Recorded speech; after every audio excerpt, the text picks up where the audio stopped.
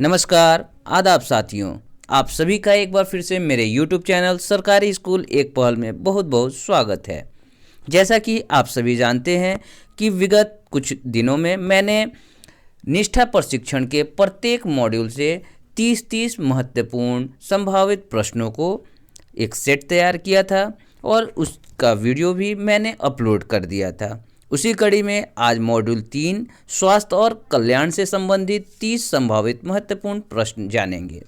अगर आपने मेरे चैनल सरकारी स्कूल एक पहल को अभी तक सब्सक्राइब नहीं किया है तो सब्सक्राइब जरूर करें तथा बेल आइकन को दबाना बिल्कुल ना भूलें। अगर ये वीडियो फेसबुक या इंस्टाग्राम पर देख रहे हैं तो हमारे पेज को लाइक करें, ट्विटर पर हमें फॉलो करें। तो चलिए वीडियो को हम शुरू करते हैं। आज के इस वीडियो में हम मॉड्यूल 3 स्वास्थ्य और कल्याण से संबंधित 30 महत्वपूर्ण प्रश्नों के उत्तर जानेंगे तथा मेगा एग्ज़ाम की तैयारी को और बेहतर ढंग से हम करने की कोशिश करेंगे ताकि मेगा एग्ज़ाम में हमारे बेहतर नंबर आएँ और हमें निष्ठा का मेन प्रमाण पत्र जो है वो हमें प्राप्त हो सके। अगर आपने अभी तक विभिन्न मॉड्यूल के 30 संभावित प्रश्नों के वाला वीडियो को नहीं देखा है तो उसके प्लेलिस्ट का लिंक मैं डिस्क्रिप्शन बॉक्स और आई बटन में डाल दूंगा ताकि आपको उन वीडियो तक पहुंचने में कोई कठिनाई का सामना न करना पड़े। तो चलिए इस मॉड्यूल के 30 संभावित प्रश्नों के उत्तर जानते हैं और अपनी निष्ठा की तैयारी और बेहतर ढंग से करने का प्रयास करते हैं। पहला प्रश्न है, योग अभ्यासों की औपचारिक शुरुआत किस कक्षा से होनी चाहिए? ऑप्शंस हैं कक्षा 4, कक्षा 6, कक्षा 8 या कक्षा 9। तो इसका जो सही उत्तर होगा, योग अभ्यास की शुरुआत कक्षा 6 से करनी चाहिए। दूसरा प्रश्न है, इनमें से कौन सी स्वास्थ्य आदतें नहीं हैं? ऑप्शंस हैं सकारात्मक सोच, स्वस्थ मनोवृत्ति, व्यायाम और अनुशासन, असावधानी और अस्वास्थ्य। तो इसका सही उत्तर होगा ऑप्शन डी, असावधानी और अस्वास्थ्य स्वास्थ्य आदतें नहीं हैं। तीसरा प्रश्न है, शारीरिक स्वास्थ्य के कौन कौन से घटक हैं? ऑप्शंस हैं शक्ति, गति, धैर्य, लचीलापन, चपलता, उपरोक्त सभी। तो इसका जो सही उत्तर होगा वो है शारीरिक स्वास्थ्य के घटकों में शक्ति, गति, धैर्य, लचीलापन, चपलता ये सभी आते हैं। इस तरह से ऑप्शन डी जो होगा वो सही होगा। चौथा प्रश्न है, बच्चों में स्व अभिव्यक्ति का विकास कैसे किया जा सकता है? इसके ऑप्शंस हैं कहानी लिखवाकर, डायरी लेखन, चित्र बनवाकर, उपरोक्त सभी। तो बच्चों में स्व अभिव्यक्ति का विकास कहानी लिखवाकर, डायरी लेखन, चित्र बनवाकर ये सभी माध्यमों से किया जा सकता है। पांचवा प्रश्न है, निम्नलिखित में से कौन सा प्रोटीन का सबसे अच्छा स्रोत होता है? ऑप्शंस हैं घी, सलाद, गाजर, दालें। तो इसका जो सही उत्तर होगा, प्रोटीन का सबसे अच्छा स्रोत दाल को माना जाता है। छठा प्रश्न है, क्या सभी बच्चों के पास अलग अलग अद्वितीय कौशल होते हैं? ऑप्शंस हैं हाँ, नहीं, कह नहीं सकते। तो इसका आंसर होगा हाँ, सभी बच्चों के पास अलग अलग अद्वितीय कौशल होते हैं। अगला प्रश्न है, मानव के विभिन्न चरणों में होने वाले परिवर्तन कौन कौन से हैं? तो इसका आंसर होगा मानव के विभिन्न चरणों में होने वाले परिवर्तन हैं शैशवावस्था, बाल्यावस्था, किशोरावस्था, वयस्कता, वृद्धावस्था। सकारात्मक संबंध बनाने के लिए आवश्यक हैं। ऑप्शंस हैं आत्मविश्वास, मुखरता, सहभागिता, उपरोक्त सभी। इसका आंसर होगा सकारात्मक संबंध बनाने के लिए आत्मविश्वास, मुखरता, सहभागिता सभी जरूरी हैं। अगला प्रश्न है, निम्नलिखित में से कौन सा मानव शरीर के मूल आसनों में शामिल नहीं है? ऑप्शंस हैं बैठना, लेटना, दौड़ना या खड़े होना। तो इसका जो सही उत्तर होगा वो है ऑप्शन सी, दौड़ना। ये मानव शरीर के मूल आसनों में शामिल नहीं है। अगला प्रश्न है, घरेलू हिंसा सबसे ज़्यादा कहाँ होता है? ऑप्शंस हैं गरीब परिवार में, कुलीन परिवार में, उच्च वर्गीय परिवार में, ऑप्शन ए और बी दोनों में। तो इसका जो सही उत्तर होगा वो होगा घरेलू हिंसा सबसे ज़्यादा गरीब और कुलीन परिवार में होते हैं। अगला प्रश्न है, यम के 5 सिद्धांत कौन कौन से हैं? तो यम के 5 सिद्धांतों में पहला है अहिंसा, दूसरा है सत्य, तीसरा जो है वो है ईमानदारी, चौथा जो है वो है संयम, और पांचवा और लास्ट जो है वो है संभाव्य। अगला प्रश्न है, 14 वर्ष की आयु के बच्चों के लिए इनमें से कौन सा सबसे अधिक महत्वपूर्ण है? ऑप्शंस हैं दूध, प्रोटीन, विटामिन, वसा।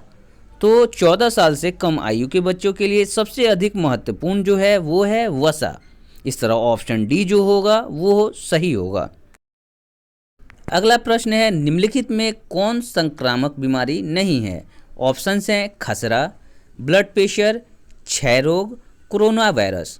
तो इसका जो सही उत्तर होगा वो है ऑप्शन बी ब्लड प्रेशर। खसरा, क्षय रोग, कोरोना वायरस ये तीनों संक्रामक बीमारी हैं। अगला प्रश्न है, नियम के कितने सिद्धांत हैं? ऑप्शंस हैं 4, 3, 5 या 8। तो इसका जो सही उत्तर होगा वो होगा 5। नियम के 5 सिद्धांत हैं, वो कौन कौन से हैं आगे के प्रश्न में उसका आंसर मिलेगा। अगला प्रश्न है, शरीर को स्वस्थ रखने के लिए मुख्यतः कितने प्रकार के पोषक आहारों की आवश्यकता पड़ती है? ऑप्शंस हैं 2, 6, 5 या 3। तो हमारे शरीर को स्वस्थ रखने के लिए मुख्यतः 6 प्रकार के पोषक आहारों की आवश्यकता पड़ती है, जिनमें कार्बोहाइड्रेट, वसा, विटामिन, प्रोटीन, खनिज लवण और जल शामिल हैं। अगला प्रश्न है, नियम के कौन कौन से सिद्धांत हैं? तो इसका आंसर होगा नियम के सिद्धांतों में शौच, स्वच्छता, संतोष, संतुष्टि, तपस्या, स्वाध्याय, अच्छे साहित्य का अध्ययन और स्वयं के बारे में जानना, ईश्वर प्रणिधान, सर्वोच्च पद के लिए समर्पण। अगला प्रश्न है, योग में कौन कौन से क्रियाएं शामिल होती हैं? तो इसका जो आंसर होगा वो है योग में यम, नियम, आसन, प्राणायाम, प्रत्याहार, क्रिया, मुद्रा, बंध, धारणा और ध्यान शामिल हैं। अगला प्रश्न है, योग शारीरिक स्तर के विकास में मदद कैसे करता है? ऑप्शंस हैं शक्ति, सहन शक्ति, धैर्य, उच्च ऊर्जा, उपरोक्त सभी। तो इसका जो सही उत्तर होगा वो है योग शारीरिक स्तर के विकास में शक्ति, सहन शक्ति, धैर्य, उच्च ऊर्जा के रूप में मदद करता है। अगला प्रश्न है, स्वस्थ खाने की आदतों में क्या क्या शामिल हैं?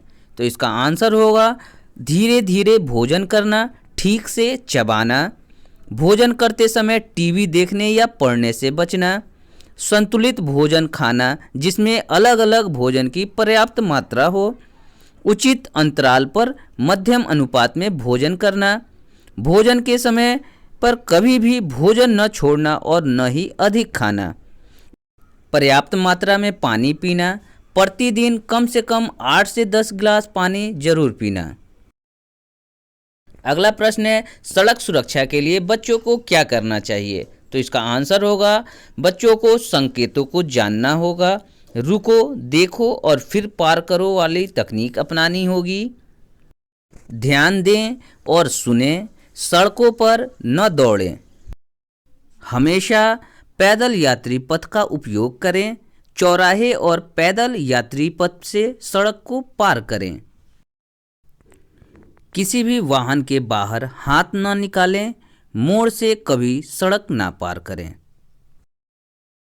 अगला प्रश्न है, आपदा प्रबंधन के बारे में विभिन्न हितधारकों की भूमिका कौन कौन सी संस्थाएं निभाती हैं? ऑप्शंस हैं राज्य आपदा प्रबंधन प्राधिकरण, जिला आपदा प्रबंधन प्राधिकरण, राष्ट्रीय स्तर का शिक्षा प्राधिकरण, जिला और ब्लॉक स्तर के शिक्षा प्राधिकरण, उपरोक्त सभी। तो इसका जो सही और सटीक उत्तर होगा वो होगा ऑप्शन ई, उपरोक्त सभी। अगला प्रश्न है, स्कूल में स्वास्थ्य और कल्याण के क्या उद्देश्य हैं? इसका आंसर होगा स्कूलों में बच्चों के स्वास्थ्य और पोषण के बारे में उचित जानकारी प्रदान करना, बच्चों के बीच स्वास्थ्य व्यवहार को बढ़ावा देना, कुपोषित और एनीमिया से पीड़ित बच्चों की पहचान करना तथा बच्चों व किशोरों में रोगों का जल्द पता लगाना, उनका इलाज करना, स्कूलों में सुरक्षित पेयजल के उपयोग को बढ़ावा देना, स्वास्थ्य और कल्याण के माध्यम से योग तथा ध्यान को बढ़ावा देना।